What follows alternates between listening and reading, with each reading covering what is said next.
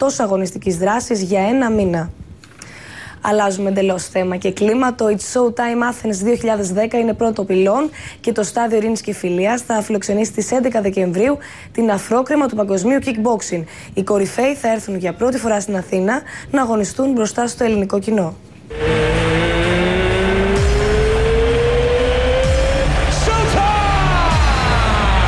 Αποτελεί παγκοσμίως μεγαλύτερη διοργάνωση αγώνων επαγγελματικού kickboxing μαζί με το K1 της Ιαπωνίας. Και όσοι αθλητές θέλουν να αγγίξουν την κορυφή, μοχούν καθημερινά στην προπόνηση με ένα και μοναδικό στόχο: να λάβουν μέρος σε αυτή τη διοργάνωση. Οι καλύτεροι αθλητές από όλες τις γωνιές του πλανήτη ήδη προετοιμάζονται για τη διεθνούς φήμης βραδιά, αφού θα έρθουν εδώ με τις ζώνες τους για να τις διατηρήσουν.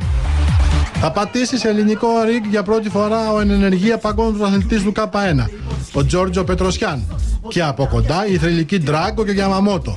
Το Showtime τώρα αρχίζει. In the ring, I do my job. Μες στο ring κάνει τη δουλειά του. Η δουλειά του είναι να μάχεται και να δίνει το καλύτερο που μπορεί. Εκτός ring είναι ένας απλός, κανονικός άνθρωπος που επίσης σέβεται πάρα πολύ τους ανθρώπους. I'm just a normal guy, you know. Ένα σοου όπως αυτό εμπνεύστηκε και πραγματοποιήθηκε από τους Ολλανδούς διοργανωτές και συμπεριλαμβάνει, εκτός από τις κορυφαίες μονομαχίες των πρωταθλητών του αθλήματος, και ένα μοναδικό laser show, άριστα συνδυασμένο με χορευτικά.